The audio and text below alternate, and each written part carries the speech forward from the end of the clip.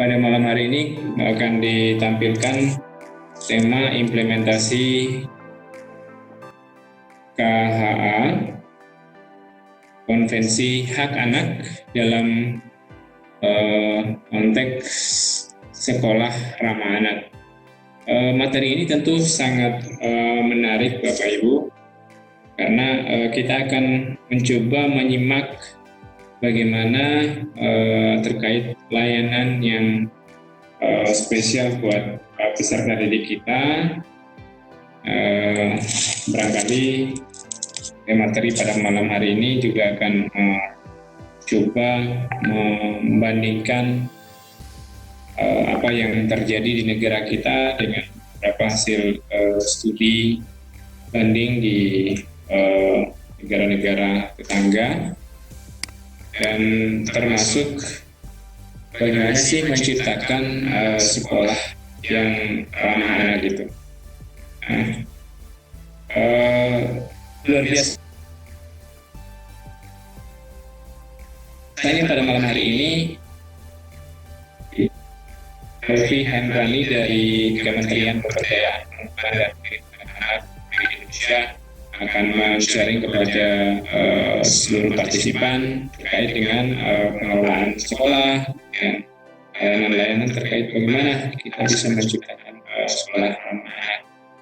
Ya, mudah-mudahan di sesi diskusi kita nanti akan berlangsung lancar sehingga kita bisa banyak mendapatkan informasi terkait sekolah ramah anak yang sesungguhnya. Baik, Bapak Ibu, tepat pada saat ini kami mohon maaf ya atas nama panitia sarjana dalam jaringan.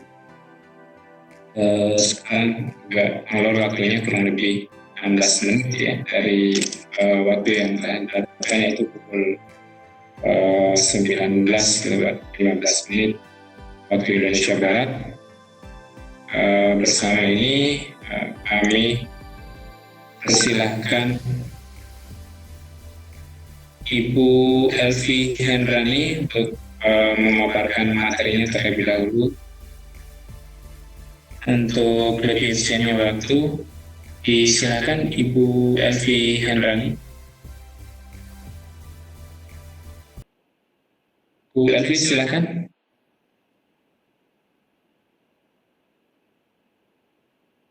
Halo Bu Elvi.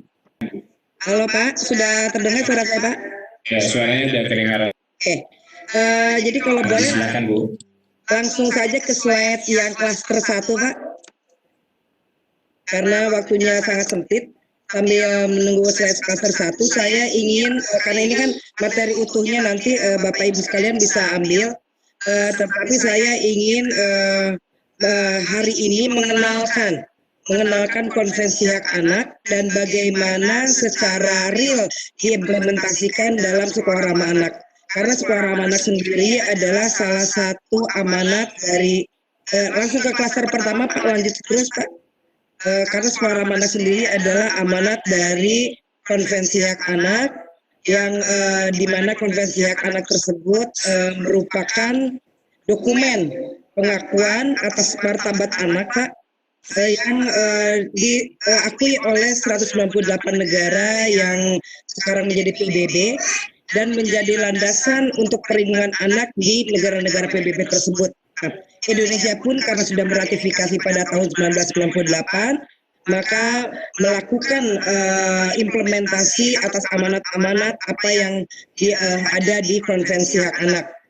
Ada 4 prinsip penting di Konvensi Hak Anak. Yang pertama adalah non-diskriminasi. Prinsip-prinsip ini juga nanti akan menjadi prinsip sekolah ramah anak. Yang kedua, kepentingan terbaik bagi anak. Ketiga adalah hidup, tumbuh, dan berkembang. Ini adalah prinsip dan yang merupakan prinsip seluruh perlindungan anak untuk negara-negara yang sudah meratifikasi Konvensi Hak Anak. Dan yang terakhir adalah penghargaan terhadap pendapat anak. Lanjut ke klaster pertama saja Pak. Terus Bapak Ibu sekalian, sekolah ramah anak merupakan implementasi di mana terus saja Pak, terus nanti kalau sudah sampai saya akan stop. Nah, Eh, Sekolah Ramah Anak adalah suatu implementasi konvensi hak anak menyeluruh, di mana di dalam Sekolah Ramah Anak seluruh hak anak seluruh hak anak dapat dilihat dan dapat diimplementasikan. Saya akan mencoba untuk menerangkan kepada Bapak Ibu sekalian bentuknya sebenarnya konvensi hak anak itu seperti apa. Konvensi hak anak itu adalah sebuah dokumen yang disepakati bersama berisikan 8 bab mengenai tidak semua berisi hak anak, ada bab administrasi dan bab mengenai hak anak. Hak anak sendiri dimulai dari bab 4 sampai bab 8. Nah, 1 sampai bab 3 hanya berisikan hal-hal yang bersifat administratif, termasuk definisi anak, di mana didefinisikan anak adalah seseorang, kata cluenya adalah seseorang yang berumur di bawah 18 tahun. Kalau di Indonesia ditambahkan kita mengadopsinya termasuk anak dalam kandungan. Nah, Bapak Ibu sekalian, ada klaster 1 atau bukan klaster 1, bab 1 sampai bab 3 itu berisikan hal-hal yang administratif. Mulai bab 4 berisikan hak anak. Mulai bab 4, 5, 6, 7, 8 muncul hak anak yang diadopsi oleh Indonesia menjadi 31 hak anak. Tetapi ada juga yang membuat jadi 30 atau 28 hak anak. Nah, Bapak Ibu sekalian, semua hak itulah yang muncul di SRA dan akan kita perjuangkan. Jadi SRA bukan hanya semata-mata soal kekerasan yang ada di klaster kelima. Klaster keempat atau bab 4 masuk menjadi klaster pertama di konvensi. Jangan dulu Pak, sebentar Pak, lanjut sebelum ini saya akan ya di situ aja Pak. Di bab 4 adalah klaster pertama konvensi hak anak yang berisikan hak anak. Sehingga bab 4 konvensi hak anak adalah merupakan disebut klaster 1. Klaster 1 yang bernama hak sipil dan kebebasan. Klaster kedua, klaster ketiga, keempat, dan kelima adalah bab 5, 6, 7, dan 8. Nah, itulah klaster 1 sampai klaster 5 yang berisikan hak anak yang kita sebut dengan 5 klaster hak anak yang turun menjadi 31 hak anak.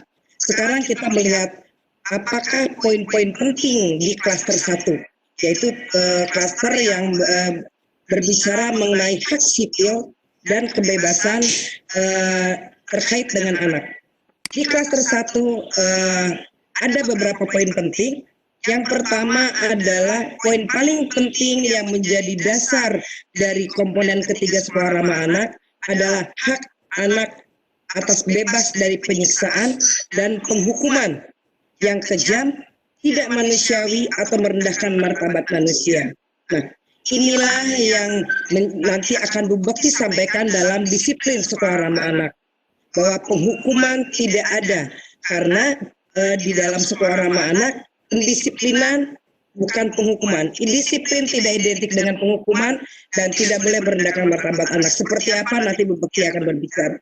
Yang kedua, hak mendasar sekali adalah hak atas identitas yang ditandai dengan kepemilikan akta kelahiran, sehingga di Sekolah Ramah Anak juga sekolah memetakan mana anak yang punya akta kelahiran atau tidak.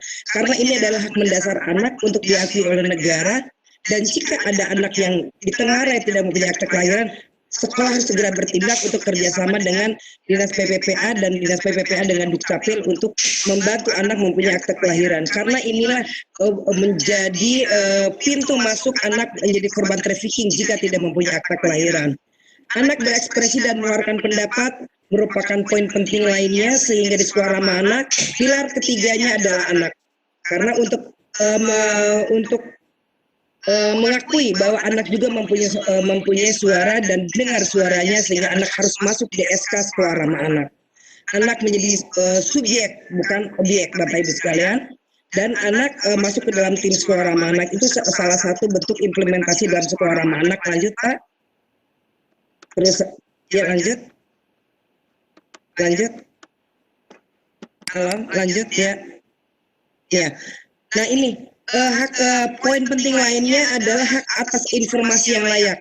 Satu-satunya hak anak yang dibatasi oleh negara adalah hak atas informasi. Anak hanya boleh mendapatkan informasi yang layak. Dan Sekolah Ramah Anak membuat pembatasan tersebut dengan adanya pembatasan gawai atau pembatasan HP yang dilakukan oleh Sekolah Ramah Anak. Sekolah Ramah Anak hanya membolehkan HP pada waktu browsing pelajaran misalnya, jika memang komputer di sekolah tidak memenuhi jumlahnya. Nah, semua kontrol bahan bacaan dan sumber informasi lainnya dilakukan oleh sekolah. Ada tim. Hak atas perlindungan kehidupan pribadi untuk poin berikutnya. Di sini implementasinya adalah mencegah anak dibully dan mendapat stigma pada waktu anak baik menjadi pelaku ataupun menjadi korban. Karena sama, anak pelaku dan korban pun harus mendapat perlindungan. Hak berorganisasi berkumpul, hak perlindungan atas identitas, lanjut saja. Lanjut terus, ya. Nah, jadi indikator karena memang Sekolah Ramah Anak adalah indikator dari KLA dan KLA adalah implementasi dari konvensi hak anak, maka di Kabupaten Kota Layak Anak ada 3 poin penting yang ditagihkan oleh negara ini untuk daerah yang dianggap sudah berkomitmen untuk menjadi Kabupaten Kota Layak Anak.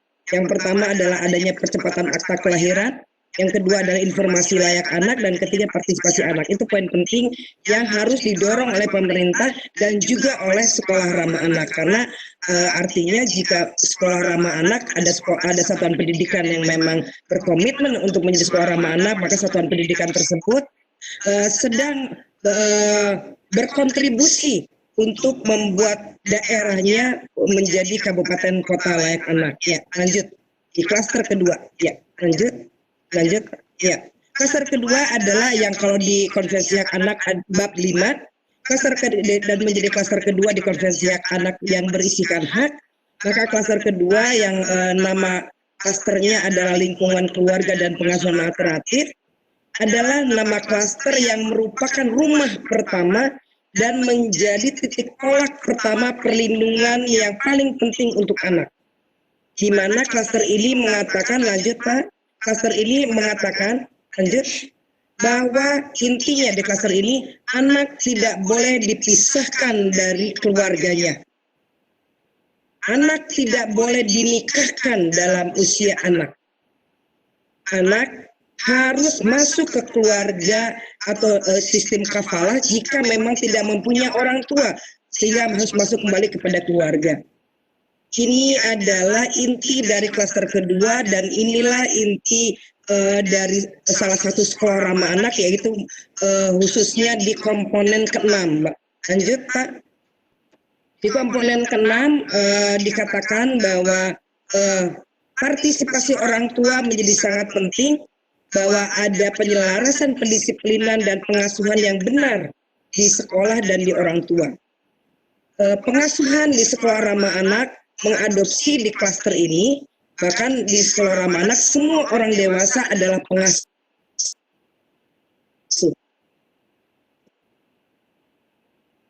Semua orang dewasa, orang tua ya, Ramah Anak, Sekolah Ramah Anak, pengasuhan adalah bagaimana menumbuhkan kepekaan orang dewasa untuk melindungi anak-anaknya.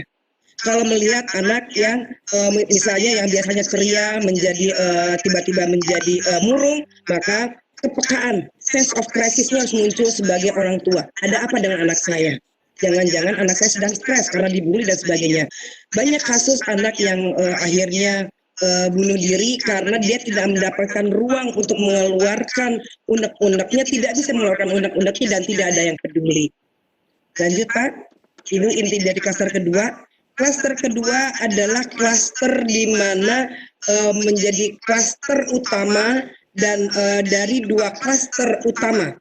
Jadi ada 2 klaster utama yang merupakan rumah bagi anak, yaitu klaster kedua, klaster pengasuhan, yaitu keluarga, dan nanti klaster keempat sekolah. Nah, 2 klaster ini tidak boleh gagal.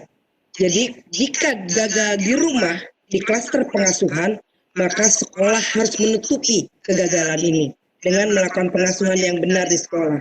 Kalau di rumah sudah gagal pengasuhannya, di sekolah gagal pengasuhannya, maka dua klaster ini sudah gagal melindungi anak-anak, anak-anak akan menjadi korban. Maka sangat penting bahwa klaster kedua adalah rumah pertama anak, dan klaster keempat nanti klaster pendidikan adalah rumah kedua anak. Lanjut Pak ke klaster ketiga. Ya, terus penerapan dalam sekolah ramah anaknya ya, sebentar Pak sedikit ya. Oh, tadi sudah Pak. Lanjut Pak. Sudah, lanjut Pak. Lanjut ke klaster ketiga Pak. Nah, klaster ketiga adalah klaster yang mengatakan bahwa anak harus sehat. Sehingga di Undang-Undang Perlindungan Anak pun tujuan dari perlindungan anak adalah untuk mewujudkan anak yang sehat, cerdas, ceria, berakhlak mulia, dan cinta tanah air. Artinya apa? Sehat menjadi kata pertama. Kalau anak sehat, maka anak bisa belajar dengan benar. Kalau anak sehat, maka anak bisa masuk sekolah setiap hari. Kalau anak sehat, maka bisa berpikir dengan benar. Maka kalau anak sehat semua berawal dari kesehatan. Sehingga klaster ini juga menjadi klaster dasar bagi seluruh anak dan dikawal oleh negara dalam bentuk berbagai macam program. Di sekolah ramah anak, untuk klaster ketiga pengawalannya dilakukan sebagai berikut. Lanjut Pak.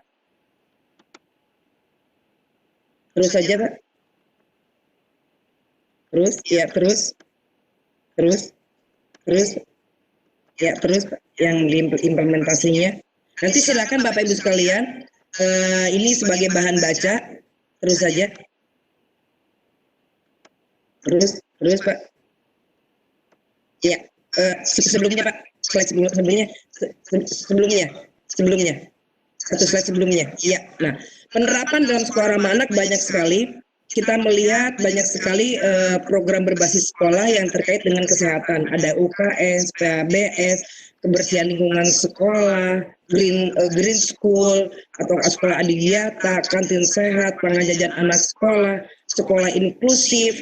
Nah, dan di sekolah ramah anak, semua sekolah ramah anak saya berharap bahwa dapat bekerja sama dengan puskesmas ramah anak. Jadi semua sekolah ramah anak tanyakan kepada DP3A-nya apakah di mana sekolah puskesmas ramah anak atau puskesmas yang terdekat dengan sekolah.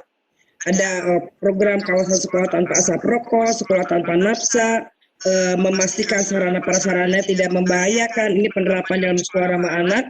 Airnya mengalir, sanitasi lingkungan sehat, lingkungan indah, asri penghijauan, ada PIK-R, dan sekolah adiwiyata. Nah, ini beberapa penerapan dalam sekolah ramah anak, di mana klaster ketiga mengawal kesehatan anak. Lanjut Pak.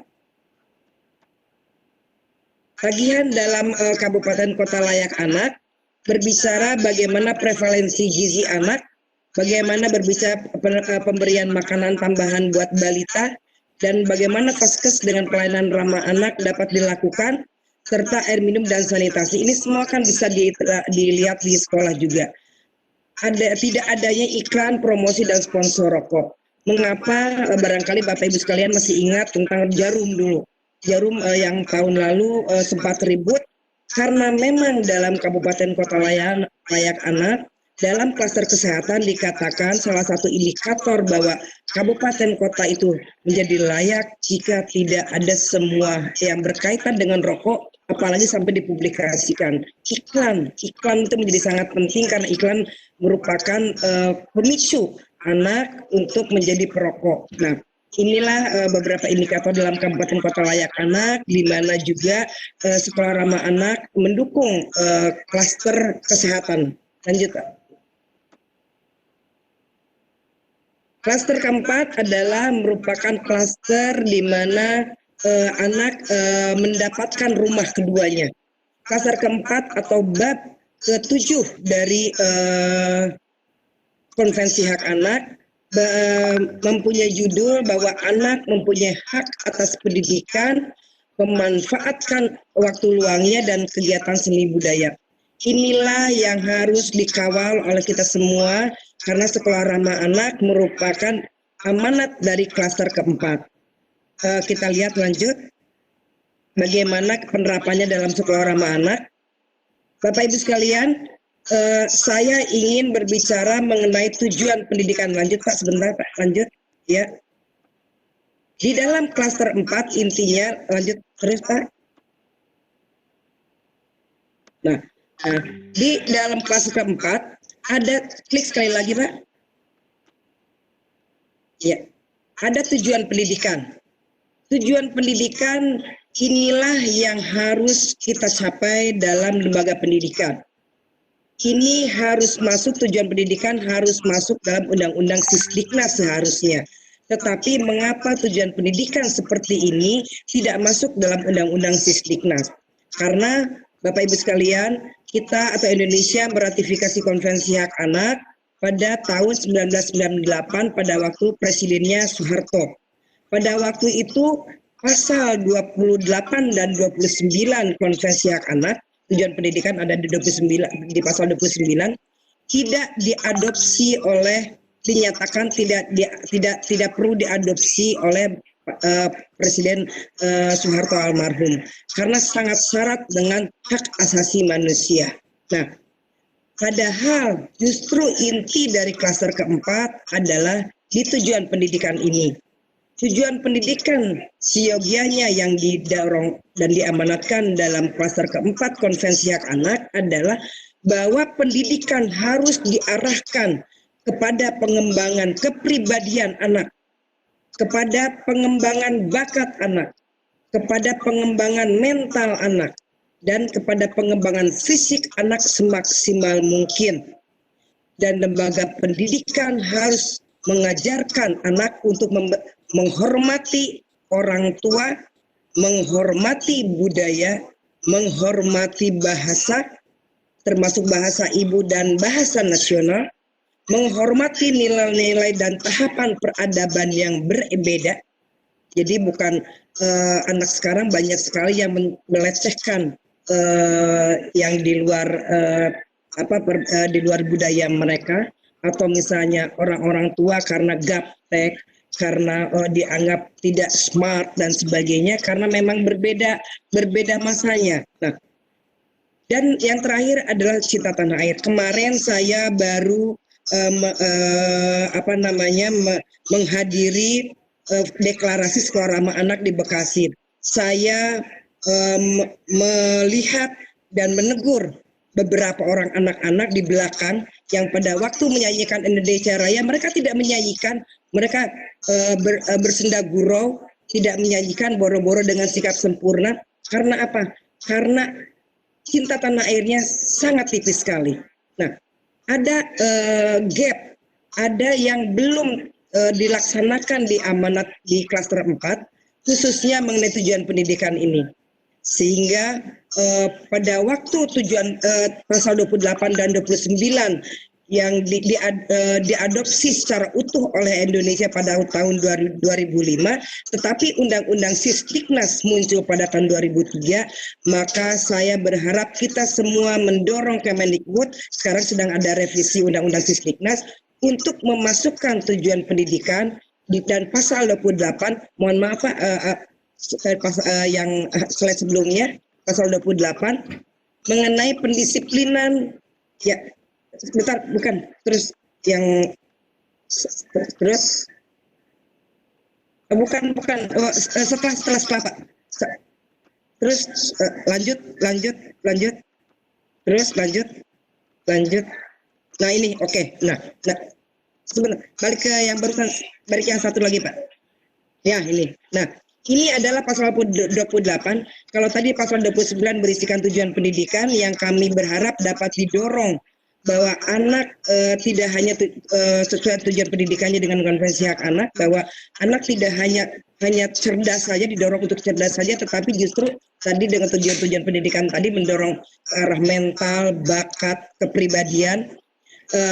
Dan satu lagi di pasal 28, bahwa disiplin di sekolah dilaksanakan dengan cara yang sesuai dengan martabat anak dan Konvensi Hak Anak. Pasal 28 mengatakan bahwa pendisiplinan di sekolah ramah anak harus melihat martabat anak.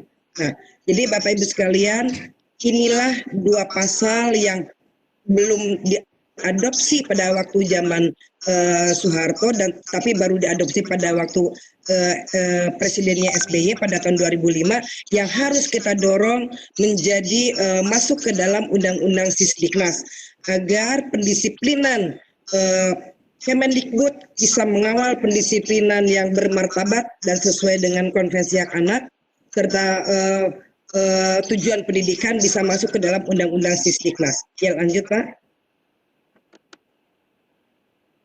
Ya, lanjut. Ya. Hal yang lain yang ada di sekolah ramah anak adalah, lanjut Pak. Ya, lanjut. Bagaimana sekolah juga tidak mengurangi hak anak untuk memperoleh pendidikan dalam proses pendisiplinannya. Bagaimana contohnya? Misalnya, pada waktu anak telat, banyak sekali praktek di mana hak anak untuk mendapatkan pendidikan dikurangi waktunya oleh sekolah dalam bentuk mengambil sampah, dalam bentuk duduk di musola menghafalkan ayat, dalam bentuk lain-lain. Nah, inilah salah satu bentuk pendisiplinan bagaimana di sekolah ramah anak pendisiplinan dilakukan tanpa mengurangi hak anak dalam mendapatkan pendidikannya. Kalau satu hari 8 jam anak harus mendapatkan pendidikan, maka 8 jam itu harus utuh. Nah, di dalam penerapan sekolah ramah anak, klaster keempat banyak sekali penerapannya, di mana sekolah harus menjadi rumah kedua bagi anak. Garda terakhir penyelamat anak. Jika klaster kedua atau rumah pertama anak tidak mampu melindungi anak, anak di rumah di stigma, anak nakal, anak bandel dan sebagainya, tidak mendapat perlindungan orang tua bekerja dan sebagainya. Bapak Ibu sekalian, ada 5 kelompok anak yang harus mendapatkan perhatian lebih jika itu ada di sekolah Bapak Ibu sekalian. Siapa saja mereka? Yaitu yang pertama adalah anak yang kedua orang tuanya bercerai. Kedua adalah anak yang kedua orang tuanya bekerja. Anak yang hanya tinggal dengan neneknya. Anak dari kelompok miskin dan anak dari komunitas atau kelompok-kelompok rentan lainnya. Nah, Bapak Ibu sekalian, perhatian lebih harus diberikan kepada mereka karena mereka masuk ke dalam kelompok rentan. Kelompok rentan apa? Kelompok rentan di mana anak menjadi pelaku kekerasan atau menjadi korban kekerasan. Nah, dan sekolah atau madrasah atau satuan pendidikan adalah rumah kedua sehingga harus lebih aware terhadap 5 kelompok anak tersebut. Anak menjadi subjek bukan objek sehingga anak harus mendengar suaranya sehingga dalam proses pendisiplinan komunikasi menjadi sangat penting. Komunikasi untuk menyadarkan anak, prosesnya komunikasi, kepercayaan. Anak dilibatkan dalam proses pendisiplinan pada waktu mencari solusi untuk masalah yang mereka kesalahan yang mereka lakukan. Nanti Bu Bakti akan berbicara.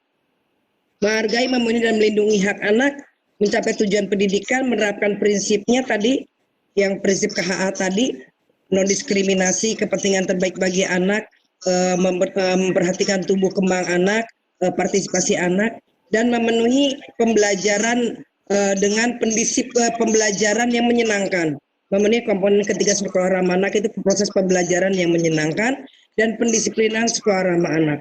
Tidak mengurangi hak anak untuk memperoleh pendidikan pada waktu proses pendisiplinannya, disiplinnya harus, tetapi tidak boleh dengan cara kekerasan dan merendahkan martabat anak.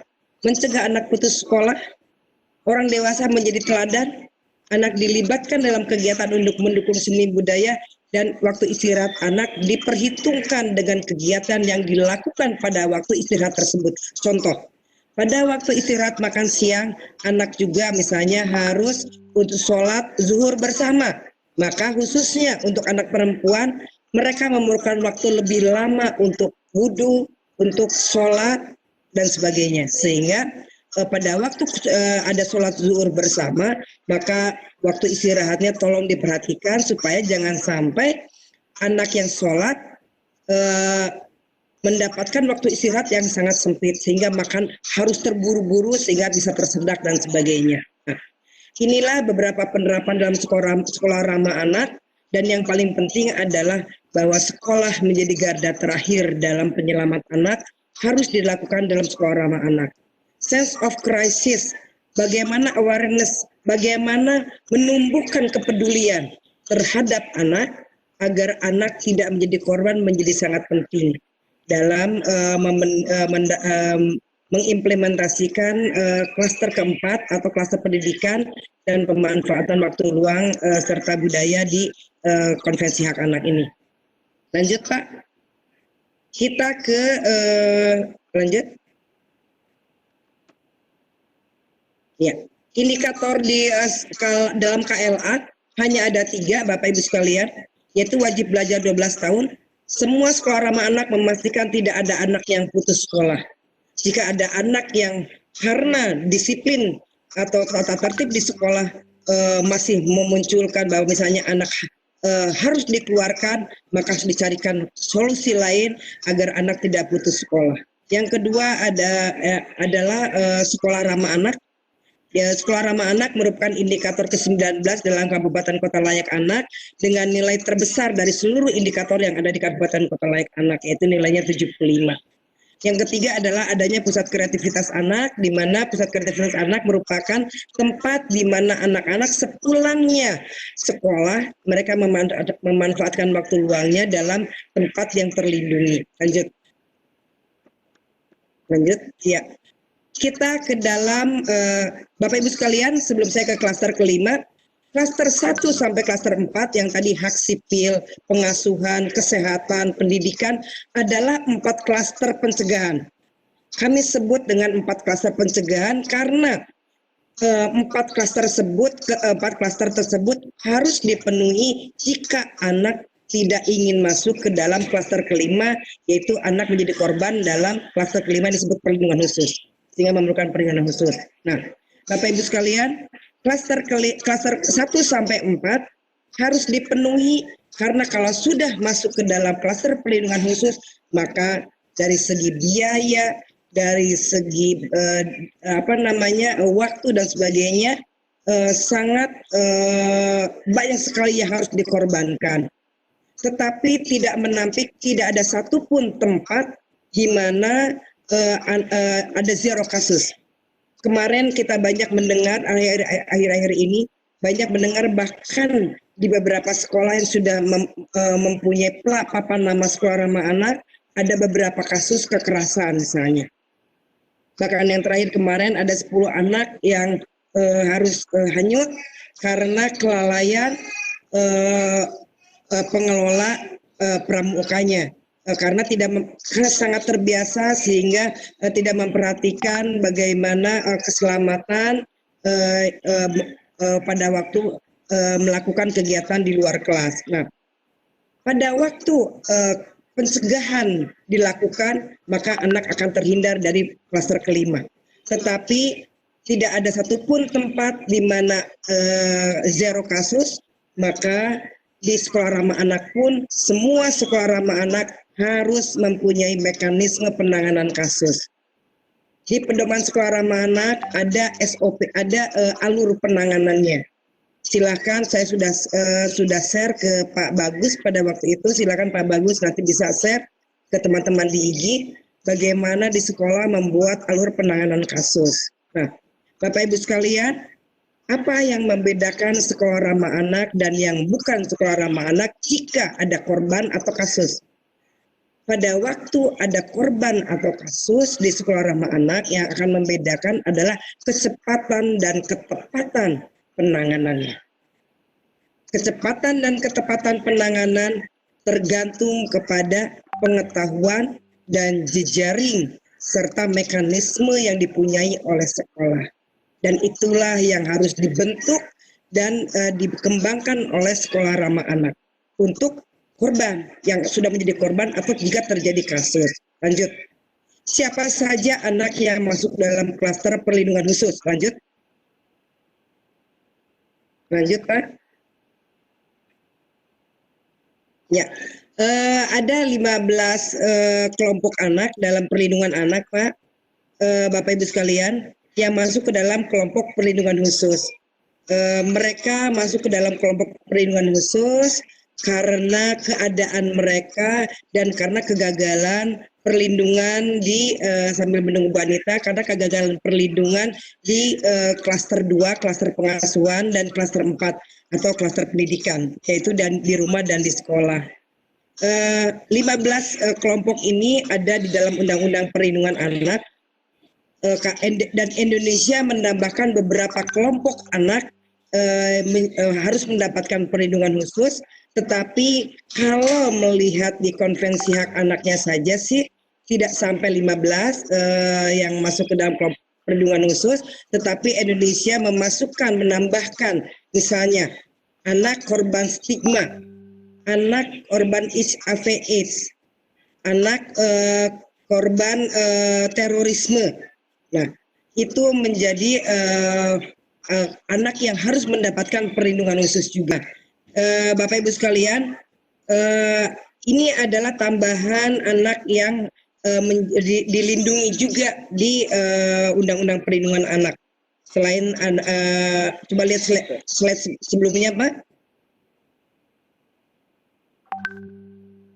Nah, ini anak yang korban kekerasan, anak situasi darurat, anak pengungsi dan sebagainya, anak korban nafsa, anak korban eksploitasi seksual, penculikan dan sebagainya.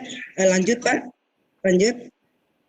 Ya, ini adalah tambahan di Undang-Undang 35 tahun 2014 tentang perlindungan anak, di mana anak yang menjadi korban pornografi juga mendapat perlindungan khusus. Anak korban HIV/AIDS, anak korban jaringan terorisme, anak penyandang disabilitas, anak korban perlakuan salah dan penelantaran. Anak korban perlakuan salah adalah anak yang karena ketidaktahuan orang dewasa mereka diperlakukan sehingga mereka mendapatkan trauma atau merasa sedih dan sebagainya. Misalnya anak yang dipermalukan di depan teman-temannya, dihukum di depan teman-temannya misalnya. Ini adalah salah satu contoh bagaimana anak korban perlakuan salah. Anak korban penelantaran, anak dengan perilaku sosial menyimpang, termasuk LGBT, anak korban stigmatisasi. Nah, Bapak Ibu sekalian, jika di sekolah kita ada anak-anak yang menjadi pelaku maupun korban bentuk-bentuk perlindungan khusus seperti ini, maka sekolah harus segera bergerak untuk melindungi, karena dalam perlindungan anak, pelaku maupun korban harus sama-sama dilindungi, karena pelaku pun disebut korban. Karena apa? Karena mereka melakukan karena ketidaktahuan dan karena itu yang mereka tahu. Misalnya, mereka melakukan kekerasan, mereka melakukan pornografi. Karena apa? Karena ujung-ujungnya adalah kesalahan dari orang dewasa. Siapa orang dewasanya? Dari mulai orang tua maupun orang tua di sekolah. Dua rumah tadi. Nah, Bapak Ibu sekalian, inilah bentuk perlindungan yang harus dibuat dalam mekanisme pengaduan untuk anak-anak yang masuk ke dalam kelompok-kelompok perlindungan khusus, termasuk anak yang menjadi korban stigmatisasi. Di dalam sekolah ramah anak, untuk perlindungan khusus, maka sekolah harus berjejaring dengan lembaga layanan, seperti misalnya P2T, P2A, unit perlindungan perempuan dan anak, pusat pelayanan terpadu, dan sebagainya. Semuanya silahkan berkoordinasi untuk jejaring ini dengan Dinas Perlindungan Anak. Dengan Dinas Perlindungan Anak supaya jika ada kasus, maka dapat segera ditangani secara benar jika memerlukan jejaring. Tetapi untuk penanganan kasus di sekolah ramah anak harus diupayakan dulu di internal. Jika internal tidak mampu, barulah dapat melakukan permintaan dengan jejaring, termasuk dengan Puspaga. Nah, demikian barangkali Bapak Ibu sekalian singkatnya pengenalan mengenai Konvensi Hak Anak. Apa saja lanjut Pak yang implementasi dalam sekolah ramah anak dan dalam KLA, yaitu yang pertama adalah adanya mekanisme pengaduan tertulis atau penanganan kasus di sekolah.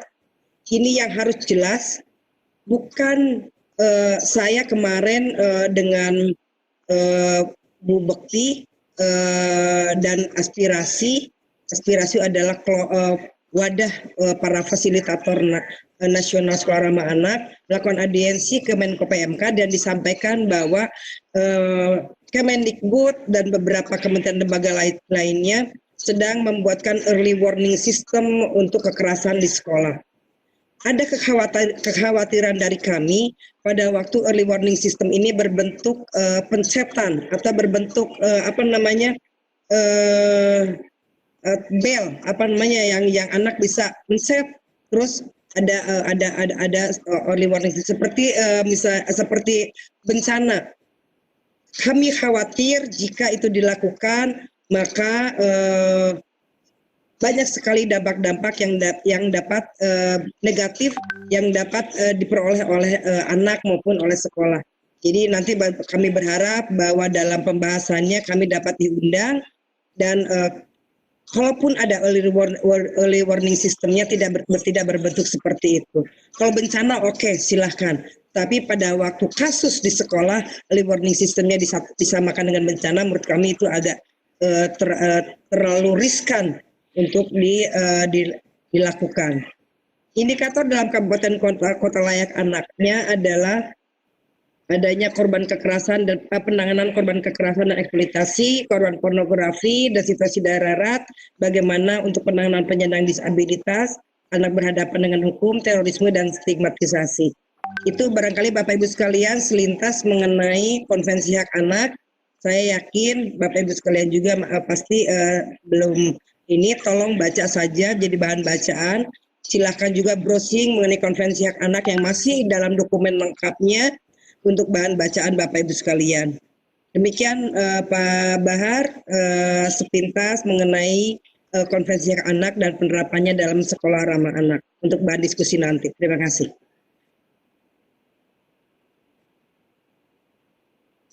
Baik, Bapak Ibu peserta video konferensi dalam jaringan, itulah tadi penyampaian materi yang luar biasa oleh Ibu Elvi.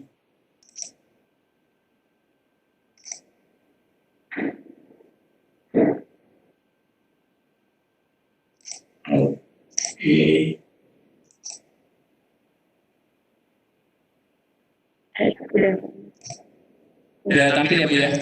Iya. Baik, Bapak Ibu yang selalu berbahagia, partisipan salah dalam jaringan, presenter selanjutnya akan melanjutkan Ibu Peggy Prastiani, fasilitator nasional sekolah anak, untuk lebih senior waktu video conference malam hari ini. Kesempatan ini kami berikan kepada Ibu Peggy Prastiani untuk menyampaikan materi. Pada Ibu, disilakan. Baik, terima kasih Pak Bahar. Selamat malam, Assalamualaikum semuanya, Bapak Ibu yang luar biasa. Perkenalkan saya Bekti Prastiani dari Ketua Aspirasi dan juga Fasilitator Nasional Sekolah Ramah Anak. Ya, dalam kesempatan ini diberikan kesempatan terkait dengan sharing disiplin dalam sekolah ramah anak. Langsung lanjut aja Pak, itunya slide-nya. Halo. Ya, kita awali dengan sebuah kalimat bahwa kejeniusan dilahirkan dari kegembiraan. Jadi apapun yang menjadi kesenangan bagi anak, kegembiraan bagi anak, kebahagiaan bagi anak seperti tadi yang disampaikan oleh Bu Elvi di KHA adalah sebuah dasar bagaimana akhirnya bisa melahirkan anak-anak yang jenius, anak-anak yang bahagia. Lanjut saja Pak. Bapak Ibu yang luar biasa hebat, kita bermain logika dulu bahwa sebenarnya di Indonesia ada lembaga hukum, di mana lembaga hukum ini adalah polisi, hakim, jaksa, dan penegak hukum. Sedangkan di lembaga pendidikan itu ada guru yang tugasnya adalah sebagai seorang pendidik. Lanjut.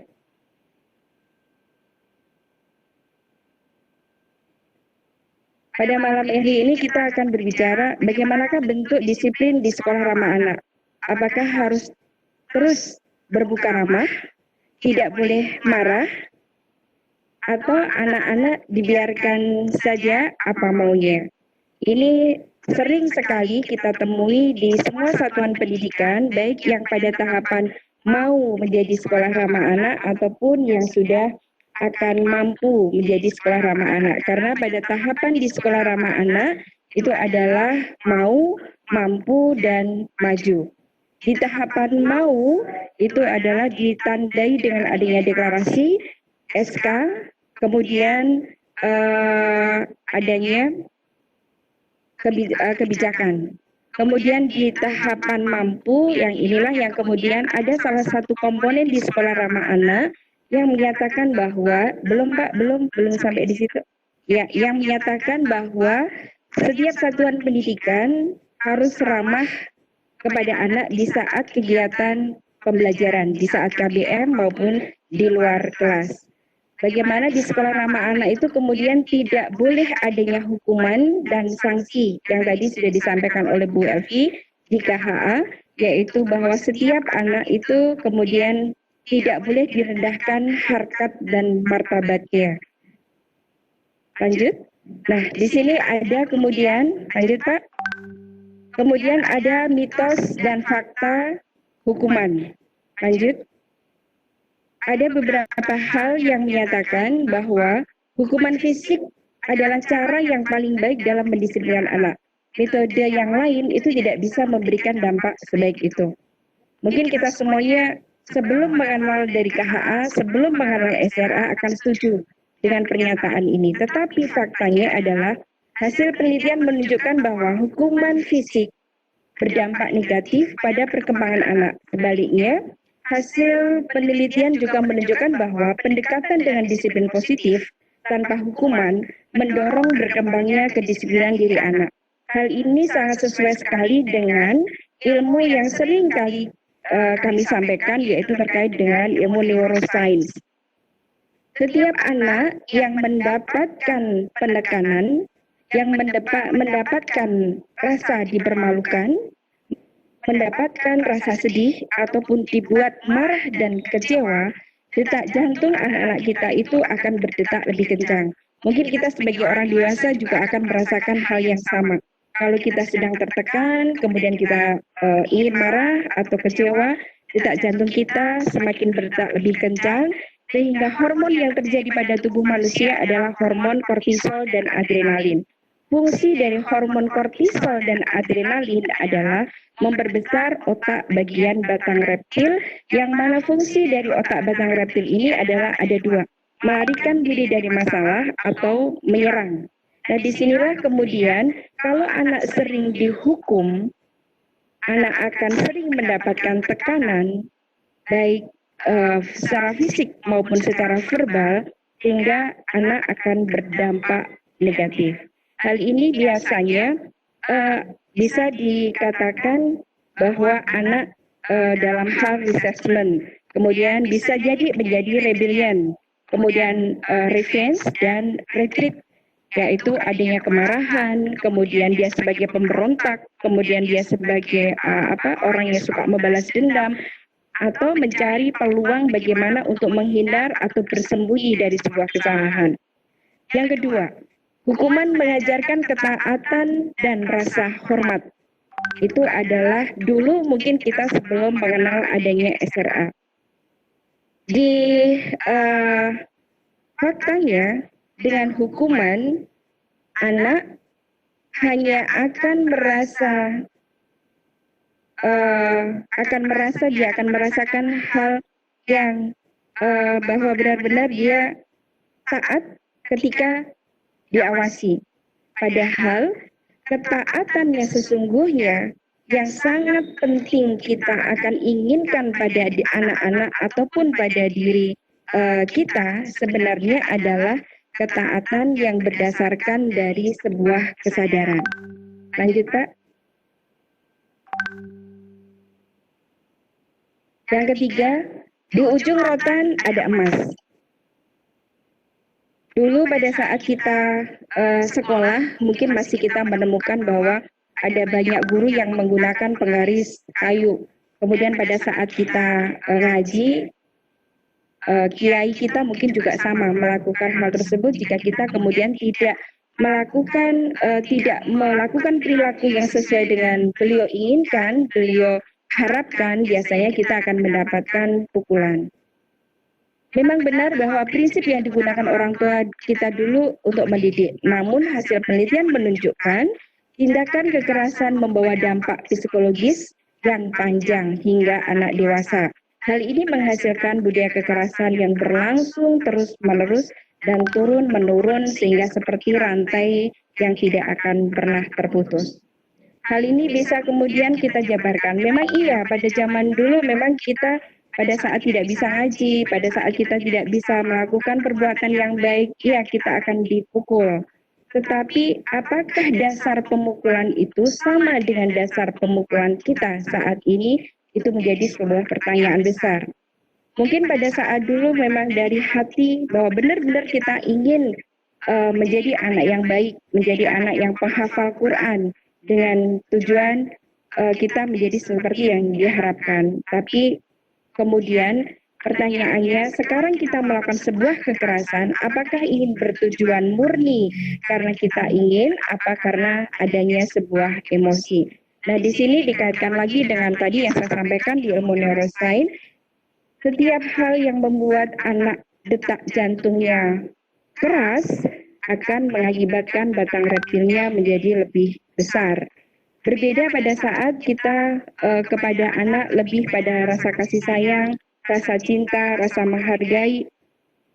Anak akan merasakan detak jantungnya normal, kemudian hormon yang terjadi pada tubuh adalah hormon endorfin dan serotonin yang fungsinya adalah memperbesar otak bagian korteks, yaitu otak berpikir bijaksana.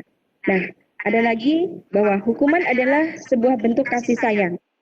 Anak yang kukasih, kuhajar, dan kudidik. Apakah iya?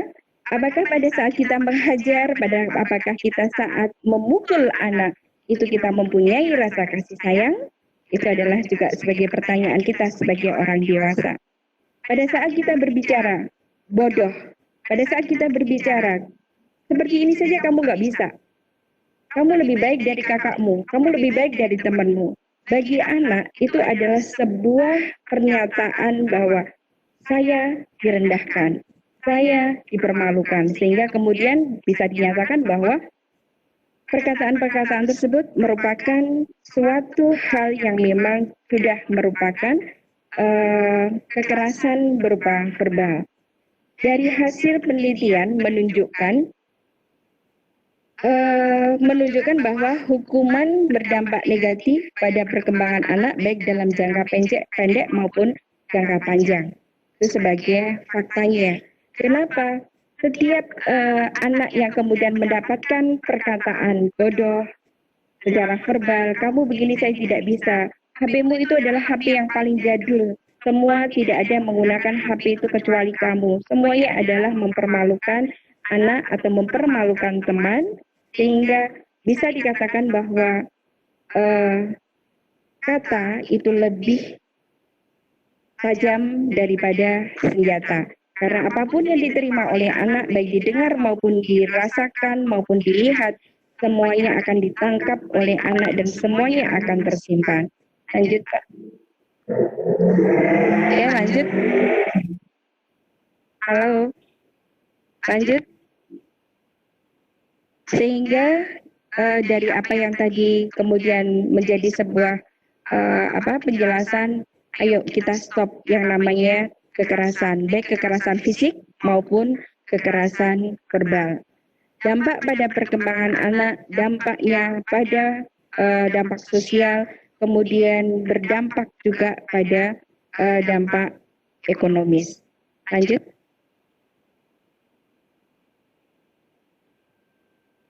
Ini tadi yang saya sampaikan sesuai dengan apa yang ada di ilmu neuroscience, kerusakan otak anak akibat kekerasan yang dialami oleh anak. Lebih dari 10 triliun sel otak yang kemudian kekerasan dan peristiwa traumatik itu menimbulkan sinap-sinap negatif dalam memori yang akan terus kemudian membuat hidup anak itu perkembangannya atau tumbuh kembangnya menjadi terhambat. Jadi kenapa kemudian ini juga menjadi hak bagi anak, karena setiap anak mempunyai hak untuk tumbuh dan berkembang. Seperti di dalam sekolah ramah anak, hak yang kedua adalah hak tumbuh kembang. Di saat kita sering memberikan kekerasan pada anak, baik itu kekerasan fisik maupun kekerasan verbal, begitu pula berarti kita tidak menghargai hak-hak anak di dalam hak tumbuh kembang. Memberikan pembandingan saja kepada anak itu sama halnya kita tidak menghargai hak anak di dalam bertumbuh dan berkembang. Di sini satu bentakan makian mampu membunuh lebih dari 1 miliar sel otak. Satu pukulan, cubitan, kemudian itu bisa juga membunuh lebih dari 10 sel otak. Jika kemudian adanya pujian, adanya pelukan, kasih sayang, maka kecerdasan akan semakin meningkat. Seperti tadi saya sampaikan bahwa karena rasa yang nyaman, kemudian detak jantungnya normal, detak jantungnya berdetak normal, sehingga hormonnya adalah kortisol dan endorfin dan serotonin, sehingga akan membuat lipatan-lipatan neokorteks semakin banyak, semakin besar, dan akhirnya anak-anak kita bisa berpikir dengan bijaksana. Itulah harapan kita semuanya bahwa setiap anak akan bertumbuh dan berkembang sesuai dengan semua harapan orang tua, menjadi anak-anak yang baik, menjadi anak-anak yang berkarakter, menjadi anak-anak yang solih dan solihah. Lanjut.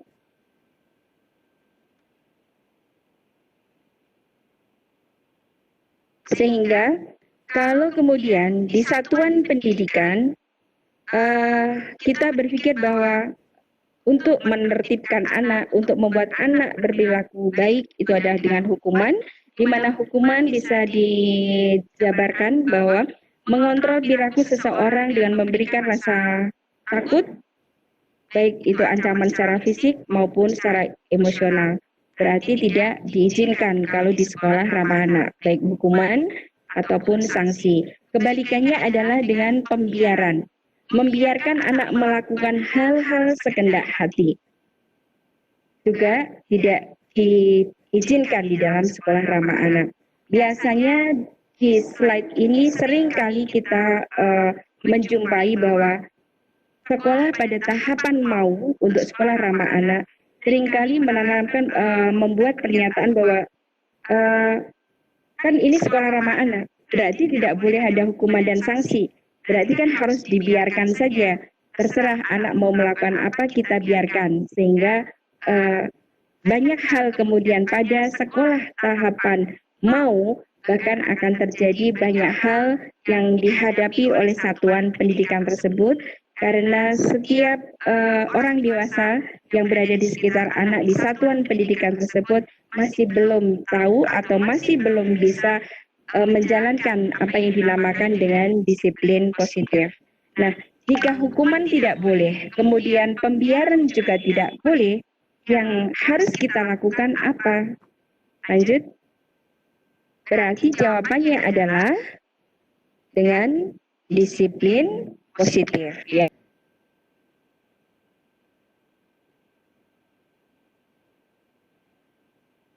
Yang dinamakan disiplin yang sesuai dengan SRA. Disiplin sekolah ramah anak adalah suatu cara pembinaan tanpa merendahkan martabat anak dan tanpa kekerasan, baik kekerasan secara fisik maupun kekerasan secara verbal.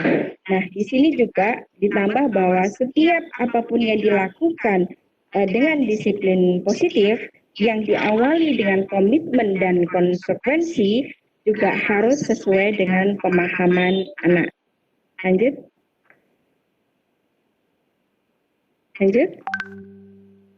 Kalau kemudian kita secara logika, seperti tadi pada slide yang kedua, bahwa ada namanya pihak hukum dan mana yang dinamakan dengan pendidik. Anak adalah usia 0 sampai kurang 18 tahun, yang mana setiap perilaku yang kurang sesuai dengan apa yang diharapkan oleh orang dewasa belum dianggap sebagai sebuah kejahatan, tetapi masih dianggap sebagai sebuah kesalahan. Jika kemudian ada kejahatan, yang tertindak adalah aparat penegak hukum, jadi dihukum. Tetapi kalau anak kemudian melakukan sebuah kesalahan, berarti tugas kita sebagai orang dewasa di sekitar anak adalah meluruskan dan menyadarkan. Lanjut. Nah, kemudian apa sih disiplin positif itu? Disiplin positif bisa kemudian kita rumuskan. Kalau tadi bahwa, kalau sekolah ramah anak dibiarin saja dong anak-anak, karena kan harus ramah. Karena kan harus tidak boleh ada hukuman dan sanksi.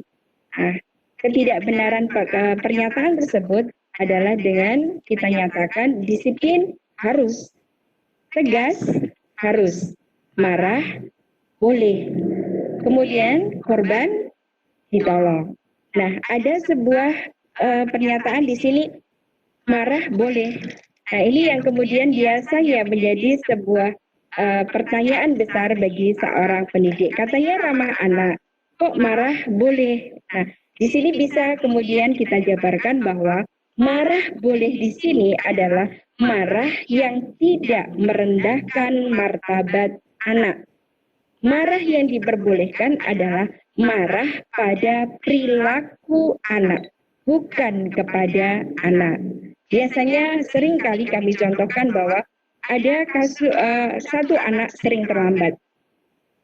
Satu anak misalkan bernama Laili misalkan. Dengan marah yang boleh, pernyataan yang kemudian kita sampaikan adalah sampaikan bahwa Bu Bekti marah, Bu Bekti kecewa karena kamu belum menjadi anak yang patuh, karena kamu belum menjadi anak yang bertanggung jawab, karena kamu belum menjadi anak yang amanah. Itu yang diizinkan.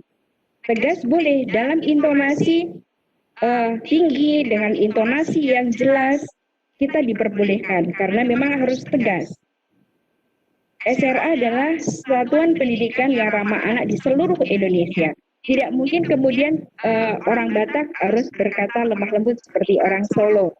Sehingga kemudian biarpun bahasanya tetap dengan intonasi tinggi, tetapi konsep yang diizinkan pada konsep marah ini adalah dua tersebut.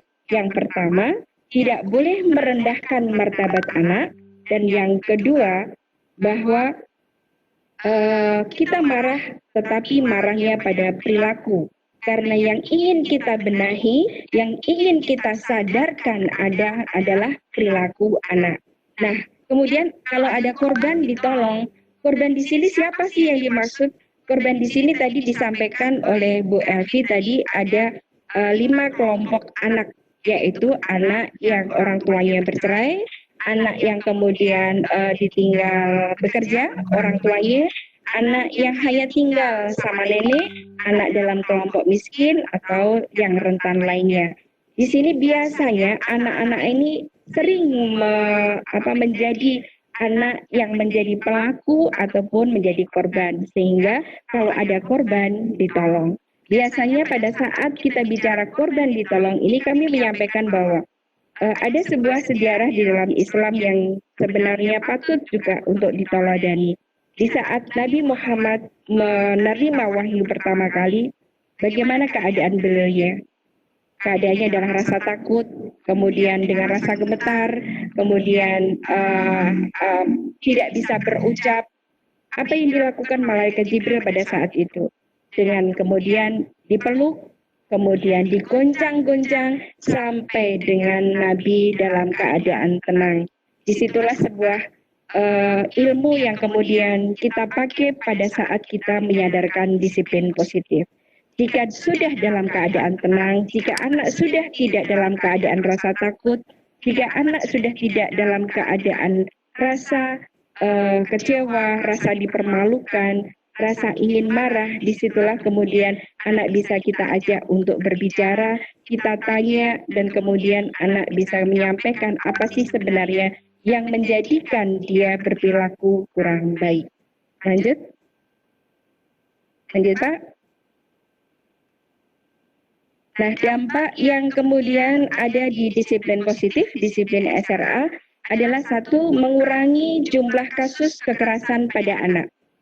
Yang kedua, berdampak positif pada pengembangan karakter positif anak, social skill dan tanggung jawab, karena tadi sudah kita jelaskan juga bahwa sebenarnya anak yang selalu mendapatkan kasih sayang, anak yang selalu dinilai positif, dia akan berdampak menjadi anak yang positif. Karena setiap anak adalah peniru ulung, setiap anak adalah bisa meniru apa yang dilihat, apa yang didengar, dan apa yang dirasakan.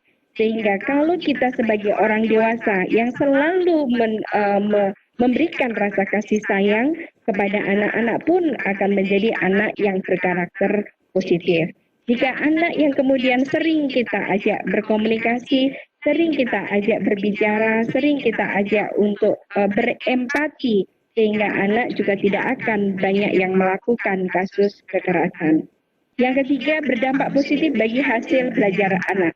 Di sini jelas bahwa setiap anak yang dengan disiplin positif, dengan penghargaan, tidak merendahkan martabat anak, setiap anak akan berpikir secara bijaksana, kemudian dia akan bisa belajar sesuai dengan apa yang kemudian dia harapkan. Yang keempat, berkurangnya perilaku sosial yang negatif. Jelas, karena memang tadi setiap anak yang mendapatkan perilaku yang positif, anak juga akan melakukan hal yang positif. Anak yang melakukan kekerasan bukan berarti bahwa anak itu tidak sering mendapatkan kekerasan, karena apapun yang dilihat oleh anak disitulah akan dilakukan oleh anak. Yang kelima, guru dan orang tua memiliki cara yang lebih baik, memiliki cara yang lebih dalam mendidik anak. Lanjut, Pak. Lanjut.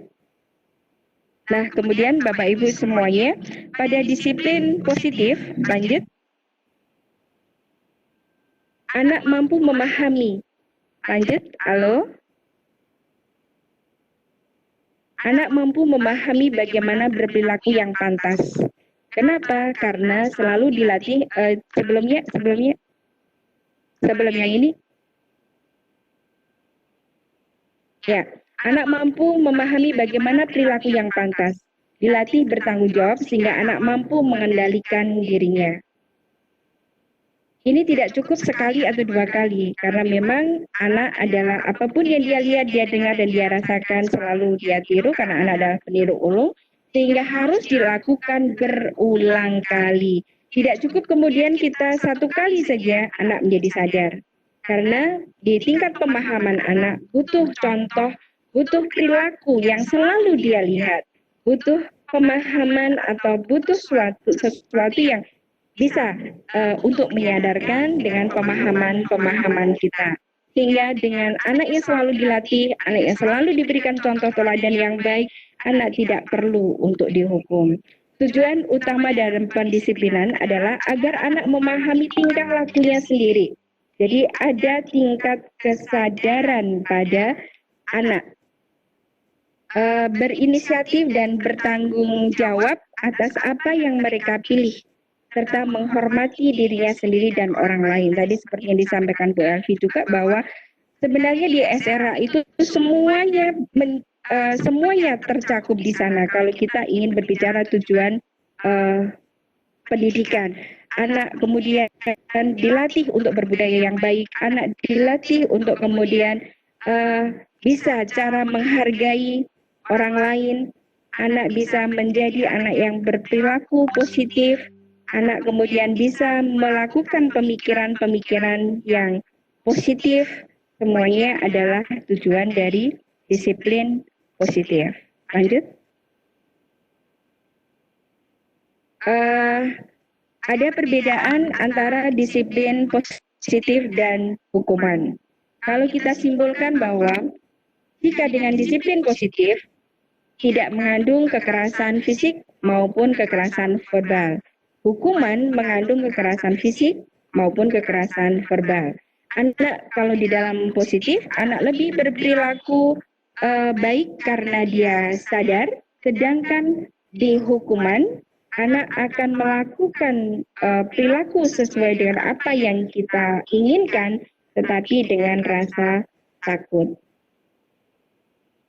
Kemudian, jika dengan disiplin positif, memanfaatkan kesalahan sebagai peluang dalam belajar. Karena kita ingin menyadarkan, sehingga kemudian kita juga bahwa kesalahan tersebut tidak terulang lagi dan tidak diulang lagi dengan cara bahwa kita akan memberikan konsekuensi logis kepada anak-anak kita.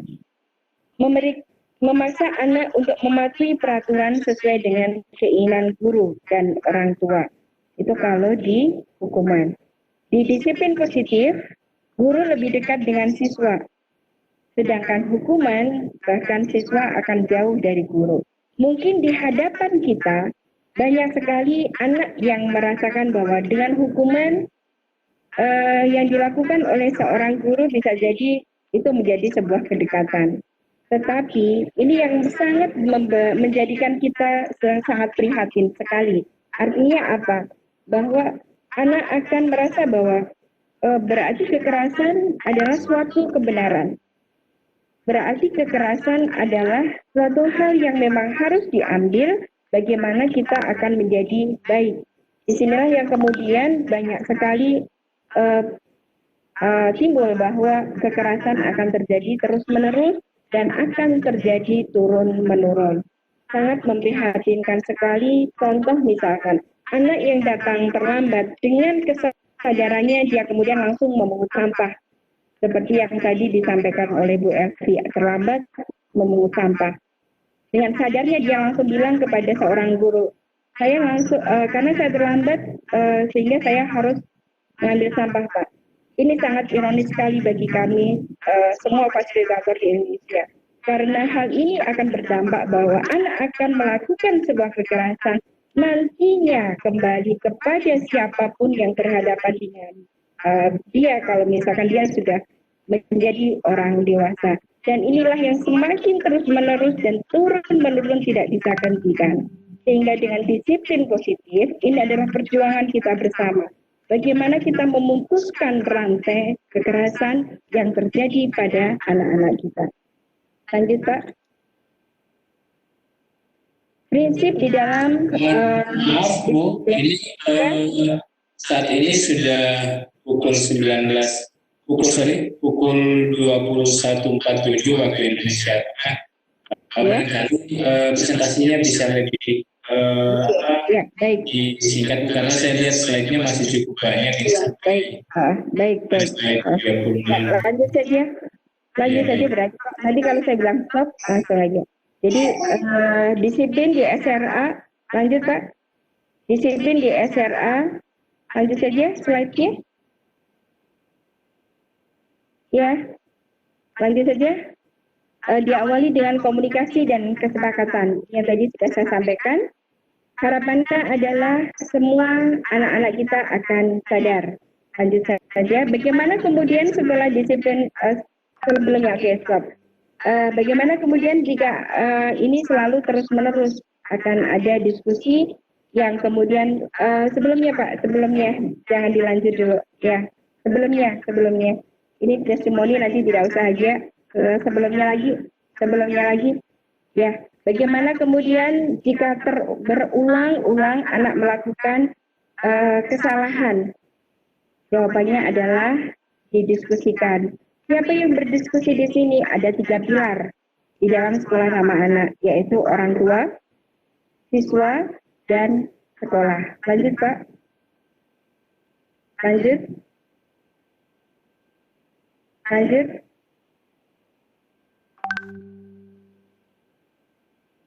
Pendekatan disiplin positif yaitu 1, jika ada kesalahan biasa, lakukan dialog dan pembinaan.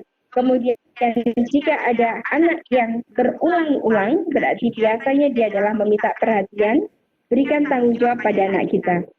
Kemudian kalau ada korban tadi di klaster 5 maka harus ditolong. Ini adalah pendekatan pada pendisiplinan di sekolah ramah anak. Lanjut. Seperti tadi yang disampaikan oleh Bu Elvi, harus ada mekanisme pengaduan. Nah, ini ada mekanisme pengaduannya karena Bapak Ibu sudah bisa mendownload materi ini, jadi ini bisa kemudian dijadikan sebagai bahan bacaan. Lanjut. Sepertinya cukup Pak, sudah itu paparannya, nanti lebih banyak kepada kita diskusi kepada Bapak Ibu semuanya. Terima kasih, ini segala testimoni dari beberapa teman fasilitator seluruh Indonesia yang sebelumnya tidak melakukan disiplin positif di satuan pendidikannya, kemudian ada perubahan yang bisa dirasakan oleh semuanya, sehingga anak senang, guru tenang, dan orang tua bahagia. Seperti yang ada di sekolah ramah anak. Jadi itu yang bisa saya sampaikan di disiplin positif. Untuk lebih lanjutnya nanti pada saat berdiskusi. Terima kasih. Saya sampaikan kembali kepada moderator.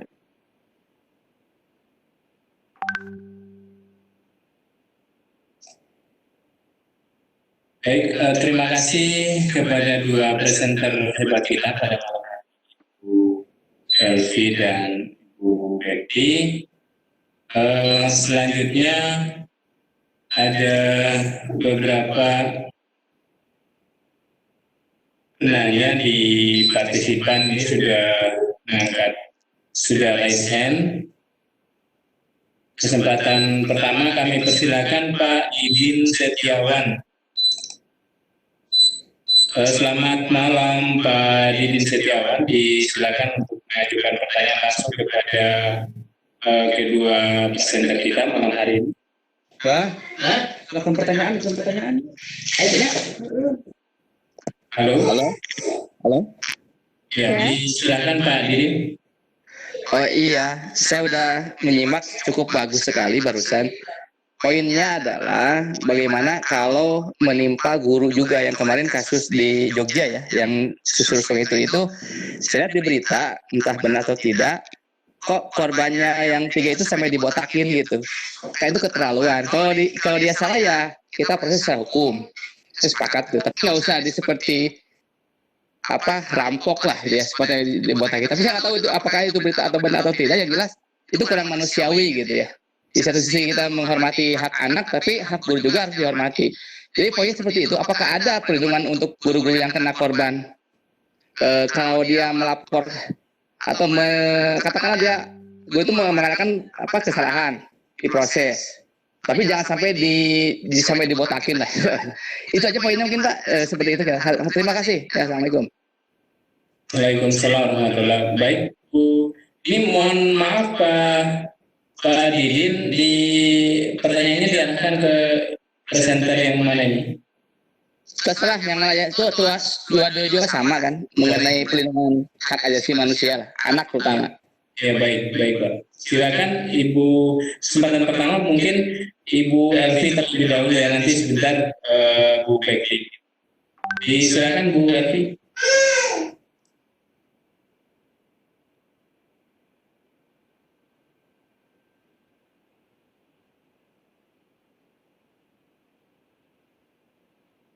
Itu sudah sedang diproses oleh Kapolres Sleman dan akan ditindak. Bahkan orang dewasa pun tidak suka direndahkan martabatnya karena dia adalah manusia. Begitupun juga anak. Dan saya setuju, saya termasuk yang mendorong, saya lihat banyak sekali tulisan dari PGRI dan sebagainya yang mendorong dan pengawalan untuk supaya tidak ada perendahan martabatnya. Tetapi kelalaiannya tetap, karena itu kasus pidana, tetap diproses. Tapi tadi bahkan dalam hukum pun jika belum ada ketok palu maka dianggap tidak bersalah, dan itu yang dipakai. Dan itulah yang sebenarnya menjadi jabaran kita untuk anak pun. Karena di sekolah seringkali misalnya anak yang baru ditengarai kira-kira salah saja sudah dihukum. Nah, ini barangkali apa yang terjadi pada orang dewasa begitu juga dirasakan oleh anak, dan ini menjadi pengalaman buat kita, dan saya berharap kasus di Sleman dapat diselesaikan dengan baik. Semua guru harus dilindungi, ya. konvensi hak anak turun dari konvensi hak asasi manusia. Jadi hak asasi manusia mempunyai beberapa kovenan, salah satunya adalah konvensi hak anak. Nah, karena apa? Karena semua yang berhubungan dengan manusia, bahkan anak pun dari kata-katanya di definisinya, anak adalah seseorang, cluenya adalah orang. Orang itu tidak boleh direndahkan martabatnya, sehingga Bapak Ibu sekalian, guru pun, apalagi guru seorang manusia dewasa, tidak boleh juga direndahkan martabatnya. Kelalaian ada hukum pidana yang mengawal, tetapi bagaimana perendahan martabat kita semua harus mengawal. Saya juga tidak setuju. Nah, bagaimana perlindungan guru di Indonesia? Perlindungan guru sudah ada undang-undangnya, Undang-Undang Perlindungan Guru dan Dosen. Bahkan MA pun sudah mempunyai surat penetapan surat edaran dari MA mengenai perlindungan guru. Tetapi harap dibaca di pasal berikutnya. Siapa yang dilindungi? Proses pendisiplinan seperti apa yang dibolehkan oleh guru?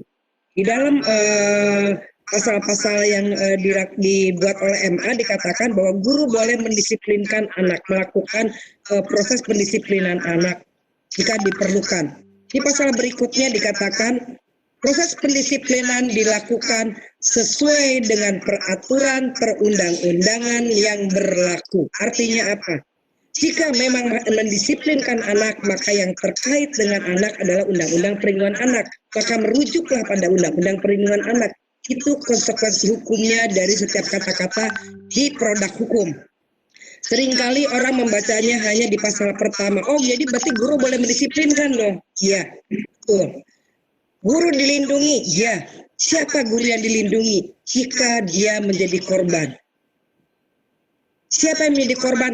Jika dia bukan pelaku, karena dia bukan anak, karena bukan anak.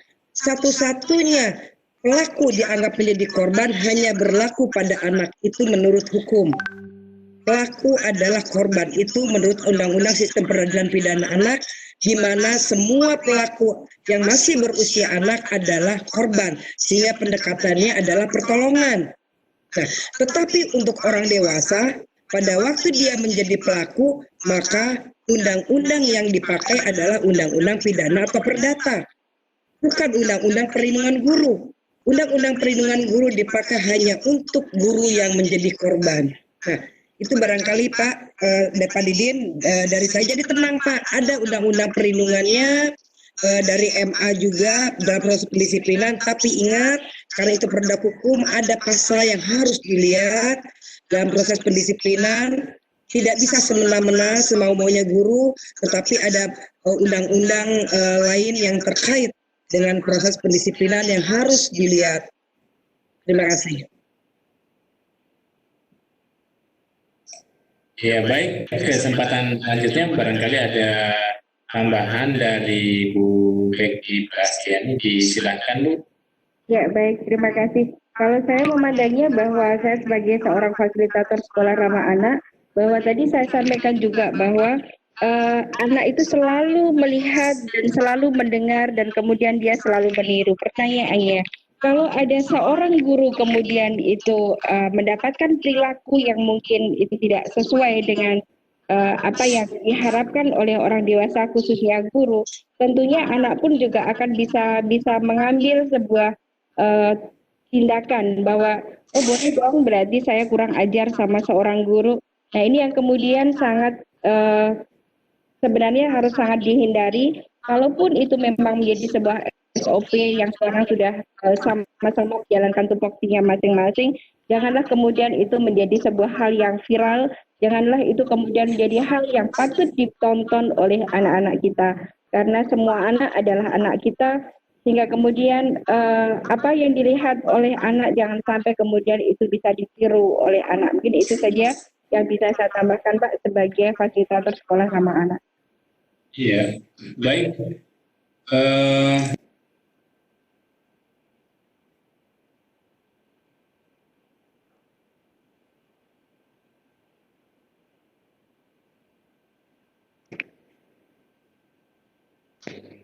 Audionya Pak Bahir lagi. Mute.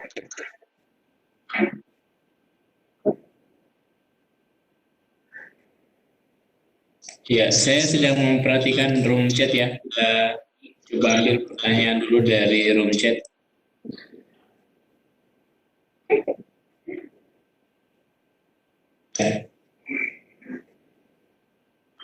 Ini ada pertanyaan di room chat. Menyoal penegakan disiplin sekolah ramah anak, sebenarnya SRA itu berlaku untuk semua sekolah atau sekolah-sekolah yang ditunjuk mendapat sosialisasi tentang SRA, Bu? Disilahkan, Ibu Elvi, Ya, disilahkan. ya. Terima kasih. SRA untuk semua satuan pendidikan. Definisi sekolah ramah anak adalah satuan pendidikan. Jadi sekolahnya dibaca satuan pendidikan, artinya semua satuan pendidikan formal, non formal, informal nantinya harus menjadi sekolah ramah anak. Di mana proses pendidikan terjadi harus mengadopsi dari tata cara dari sekolah ramah anak. Nah, jadi untuk semua jenjang pendidikan dari mulai prasekolah, dari mulai PAUD, TK, RA sampai tingkat SD dan seterusnya. Ya, baik. Terima kasih. Barangkali cukup jelas ya jawaban dari Ibu Elvi. Kita kembali ke ini ada yang angkat tangan, Ibu Anita. Halo, Bu Anita. Apakah ingin mengajukan pertanyaan, Bu Anita? Kita beralih ke teman lain. Ini ada Ibu Hasrianti Sabah. Disilahkan, Bu Hasrianti. Ya, halo, assalamualaikum warahmatullahi wabarakatuh. Waalaikumsalam warahmatullahi wabarakatuh. Ibu Elvi, mohon maaf saya tidak sempat ikuti materi Ibu. Yang saya sempat ikuti Ibu Bekti ya. Mohon maaf Ibu. Tidak apa-apa, Bu. Saya sebenarnya rada-rada sedikit bingung ini Bu. Ya. Ini kalau saya melihat, saya kan basicnya dari guru BK Bu. Ini SRA ini sebenarnya sudah dilaksanakan. Ini memang produknya BK ini memang sudah harus seperti ini, sekolah ramah anak ini sudah harus diterapkan sebenarnya. Hanya mungkin penguatannya belum terlalu diterapkan di setiap sekolah. Kalau menurut saya sih. Hanya yang saya sedikit tergelitik ini Bu, kalau kata sekolah ramah anak, sebaiknya kalau menurut saya jangan dikatakan disiplin, karena kalau kata disiplin itu harus konsekuensinya ada hukuman dan ada penguatan atau reinforcement atau hadiah. Nah, kalau sudah bicara disiplin itu Bu, menurut saya sebaiknya gantilah dengan kata penyesuaian. Itu menurut saya Bu. Nah, kalau kita lihat dari setiap tindakan-tindakan anak-anak zaman sekarang Bu, justru sebenarnya letaknya pada guru saja sebenarnya Bu. Malah justru gurunya yang jadi korban ini Bu. Nah itu seperti kemarin, niat guru itu untuk mendisiplinkan anak untuk kurikulum, pada saat guru yang 3 itu kembali mereka jadi korban dibotakin Bu. Nah ini nih yang saya sangat prihatin. Ini menurut saya Bu. Sehingga kalau menurut saya SRA ini Bu tidak perlu hukuman, betul tidak perlu hukuman. Makanya tidak perlu disiplin Bu. Yang ada harus katanya penyesuaian. Karena penyesuaian diri kan yang kita harapkan, sebenarnya kita harapkan itu Bu, anak bukan patuh Bu, tetapi dia mencapai penyesuaian diri. Kalau menurut saya. Nah itu saja Bu, barangkali SRA ini menurut saya Bu bukan hal yang baru. Itu sebenarnya harapan dari timbulnya pendidikan itu sendiri sudah harus ada ini sekolah ramah anak. Tetapi sekali lagi jangan dikira bahwa sekolah ramah anak serta adanya pembiaran seperti yang dikatakan Ibu Bekti tadi, adakan pembiaran. Memang sebenarnya anak-anak itu memang perlu biarkan dia mencoret-coret karena sesuai dengan karakternya, tetapi didampingi atau diberikan arahan, bukan dia diberi hukuman. Seperti itu Bu. Mohon maaf kalau ada kekurangan. Assalamualaikum. Waalaikumsalam warahmatullahi wabarakatuh. Waalaikumsalam warahmatullahi wabarakatuh. Baik, mungkin pertanyaan ini langsung diarahkan kepada Bu Betty. Silakan Bu Betty. Oke, baik. Terima kasih Bu. Tadi apa yang sudah disampaikan, kita mengacu pada apa yang kemudian kita pelajari di sekolah ramah anak, yang mana kemudian memang disiplin adalah menjadi sesuatu yang kita harapkan. Jadi untuk membuat anak menjadi baik atau berperilaku yang baik, memang harus dengan kedisiplinan. Sehingga pada saat kita berbicara anak tidak boleh adanya hukuman dan sanksi, maka kemudian kita menggunakan bahasa yang disebut dengan disiplin positif. Itu yang menjadi harapan bagi kami semuanya. Kemudian tadi disampaikan bahwa pembiaran, ya memang pembiaran diizinkan jika memang pembiaran itu adalah sesuatu hal yang tidak menjadikan sebuah kesalahan. Yang dianggap di disiplin positif tidak boleh adanya pembiaran adalah jika pembiaran ini dianggap sebagai sebuah perilaku bagi anak yang tidak diizinkan oleh kita, mungkin kita sebagai seorang guru ataupun kita sebagai orang dewasa di rumah, yaitu menjadi sebagai orang tua. Sehingga pembiaran yang dimaksud di sini tidak boleh adalah pembiaran yang mana kemudian itu memang pembiaran yang tidak kita harapkan. Kalaupun pembiaran yang diizinkan, memang jika anak bercoret-coret, iya memang pada saat tumbuh kembang, anak kemudian memang diharapkan untuk lebih bagaimana bisa mencoret-coret, bagaimana anak untuk bisa berkreativitas, itu dibiarkan, tapi dalam hal yang positif. Yang di sini yang dimaksud dalam pembiaran tidak boleh adalah pembiaran yang negatif. Karena di setiap satuan pendidikan, itu biasanya memang sudah menjadi hal yang umum bahwa kenapa sih kok SRA itu tidak boleh adanya hukuman dan sanksi, berarti kebalikannya dong harus adanya pembiaran. Nah ini yang kemudian kita luruskan. Diluruskan dengan apa? Dengan disiplin positif. Mungkin itu Bu yang bisa kami jelaskan. Terima kasih. Terima kasih. Barangkali poinnya sudah dapat ya. Kita kembali melihat di room chat. Ini ada, oh ya sudah dipertanyakan langsung tadi oleh Pak Didi. Selanjutnya dari Desa Putu Martini, bagaimana menjadikan sekolah tersebut disebut SRA? Apakah ditentukan atau gimana proses untuk diakui SRA? Sekolah saya TK swasta di Sak, Bali. Ya, barangkali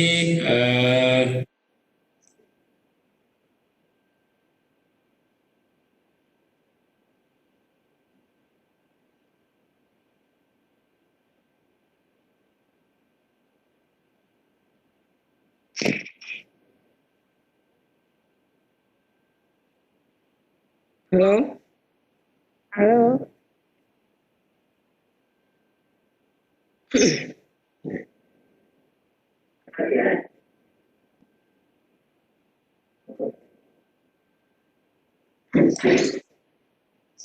Bu Elvi, silakan Bu. Ya, bagaimana sebelumnya boleh saya menambahkan sedikit tadi yang pertanyaan dari Bu Asri mengenai sebenarnya SRA itu tidak perlu. Ya, jika pelajaran pedagogi yang ada dan menjadi pelajaran utama guru dilakukan dan dilaksanakan serta diimplementasikan. Iya. Tidak perlu ada SRA. Tetapi masalahnya ternyata di lapangan banyak sekali kasus pelanggaran hak anak yang terjadi di dunia pendidikan karena tidak dilaksanakannya hal ini. Ini yang kami tagihkan dalam sekolah ramah anak, bagaimana guru sebenarnya menjadi pengasuh dan pembina. Pendisiplinan tidak identik dengan kekerasan, pendisiplinan tidak identik dengan hukuman, pendisiplinan tidak identik dengan perendahan martabat. Sehingga kami mengatakan pendisiplinan di sekolah ramah anak harus positif. Semua berpositif karena di sekolah ramah anak semua harus berupaya untuk berpikir positif dan memberikan kepercayaan bahwa anak mampu disiplin tanpa harus mendapatkan punishment, mampu disiplin tanpa harus mendapatkan pukulan. mampu disiplin tanpa harus direndahkan martabatnya, dipermalukan di depan teman-temannya. Bahkan di sekolah ramah anak, mohon maaf Ibu, Ibu guru BK, Bu Asri sebagai guru BK, kami meminta sekolah ramah anak yang baru mulai, jika memang selama ini anak dipanggil ke guru BK jika ada masalah, hasil kajian cepat kami, banyak anak merasa direndahkan martabatnya pada waktu mereka berjalan menuju ruang guru BK, mereka sudah mendapat stigma. Ya. Karena terbiasa bahwa yang dipanggil guru BK adalah anak bermasalah. Sehingga pada waktu mereka berjalan saja, mereka sudah mendapat stigma di situ. Sehingga pada waktu proses ada satuan pendidikan ingin menjadi sekolah ramah anak, maka guru BK lah yang harus mendekati anak.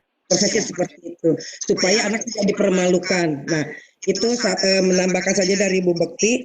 Terus bagaimana untuk pertanyaan berikutnya, bagaimana supaya untuk Bu Desak dari Bali mengenai menjadi sekolah ramah anak.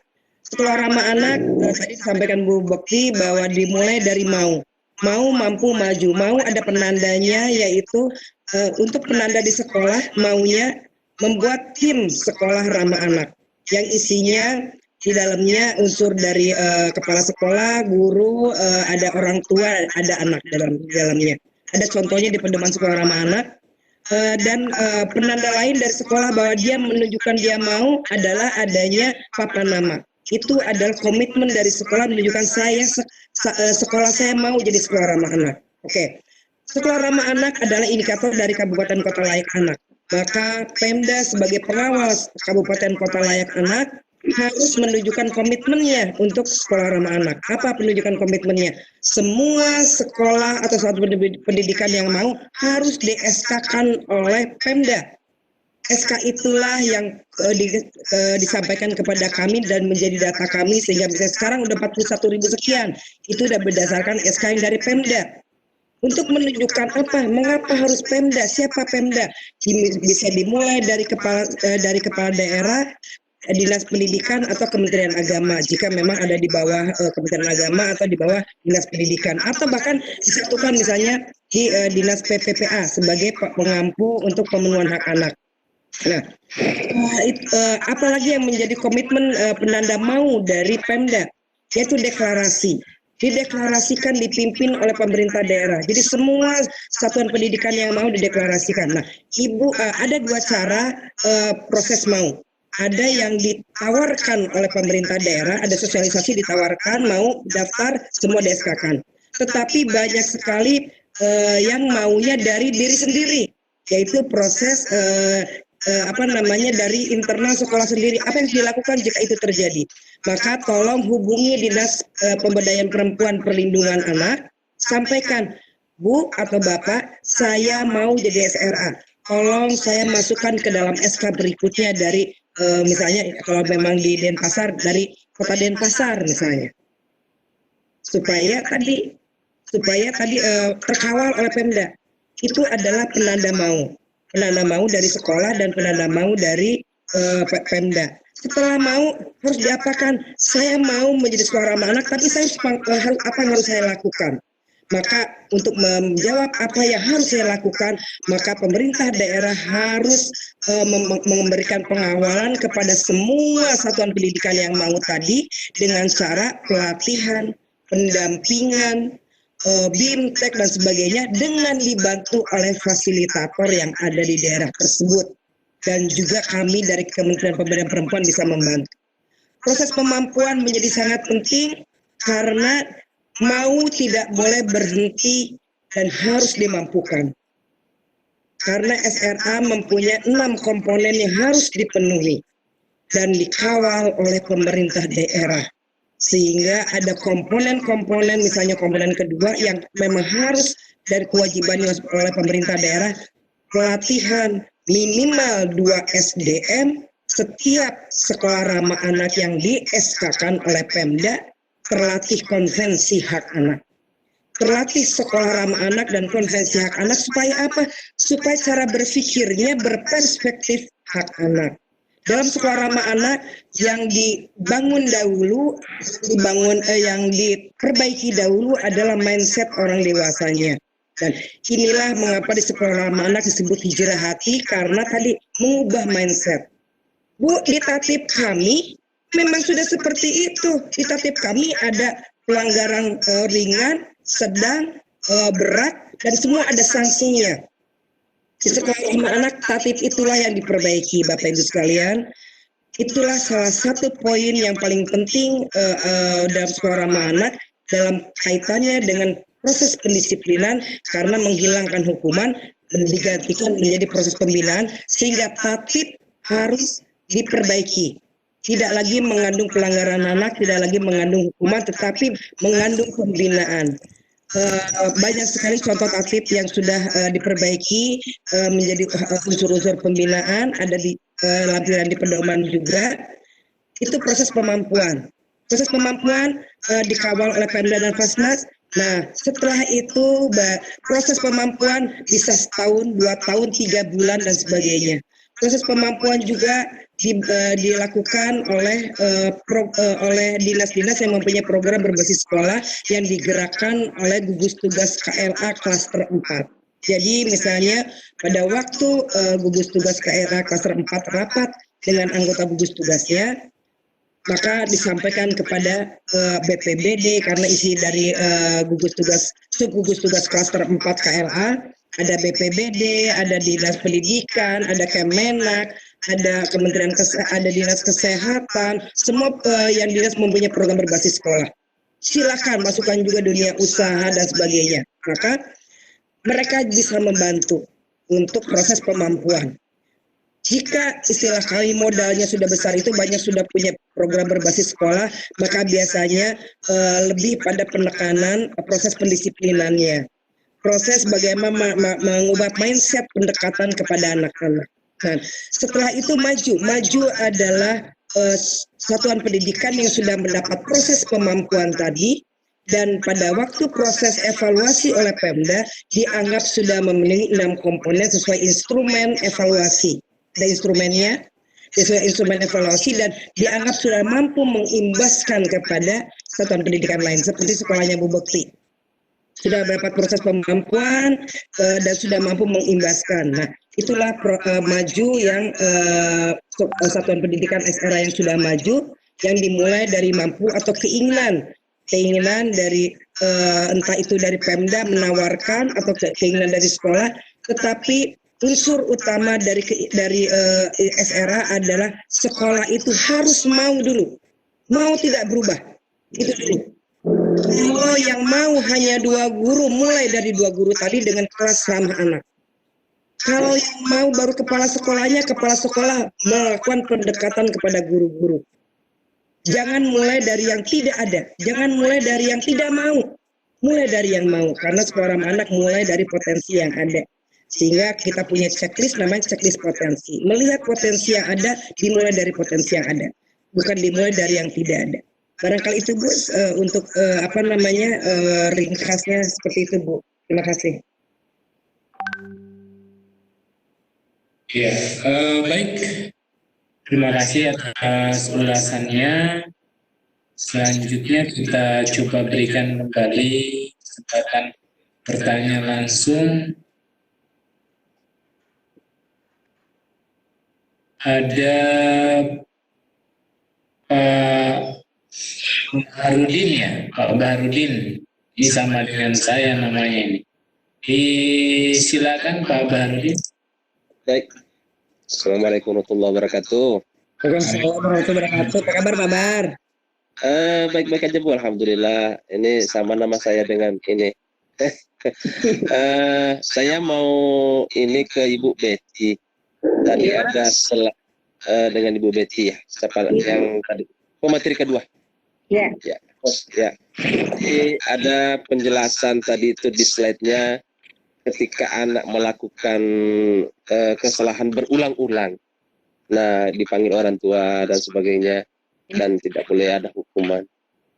Saya ini kebetulan di madrasah, karena ada mindset guru-guru itu berprinsip bahwa dengan hadis Nabi itu ketika umurnya anak itu 7 tahun, perintahkanlah sholat.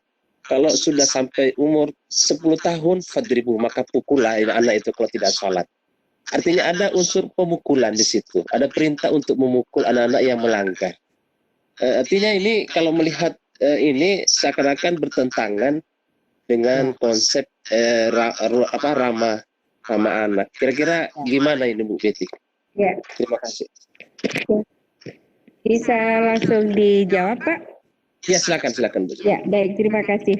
Ya Pak, memang benar di ajaran kita ada sebuah ilmu bahwa jika anak itu diingatkan 7 tahun, kemudian diingatkan lagi pada usia 10 tahun. Betul. Dan tidak, itu kan ada dipukul. Kemudian, apakah kita mengkaji lebih banyak, lebih luas dari apa yang kita pelajari itu? Di saat 7 sampai 10 tahun, ada rentannya berapa tahun? Kan 3 tahun. Nah, di saat itu, Nabi mengingatkan setiap kali sholat. Artinya, 1 hari diingatkan 5 kali. Ya, kemudian berapa kalikah mengingatkannya? Berapa kalikah menyadarkannya?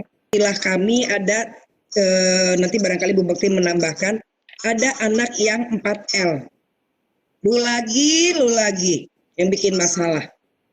Biasanya anak 4L ini kurang dari 5 di satu, kurang dari 10 lah kalau misalnya ribuan anaknya di satu sekolah. Anak 4L ini memberi perhatian karena anak itu perlu perhatian. Dia tidak tahu bagaimana namanya anak, tidak tahu bagaimana cara perhatian. Yang dia tahu akan diperhatikan oleh guru pada waktu berprestasi, diperhatikan. Tetapi anak itu tidak punya prestasi, sehingga yang dia lakukan adalah melakukan yang menurut dia pasti kalau saya mukul teman langsung diperhatikan. Kamu kenapa? Oh, jadi mata guru langsung melihat anak tersebut. Ini contoh-contoh anak yang perlu perhatian. Maka biasanya saya mengambil pengalaman banyak fasilitator sekolah ramah anak. Mereka memberikan tanggung jawab, entah jadi danton kalau di Pak Bagus, jadi danton di kelasnya,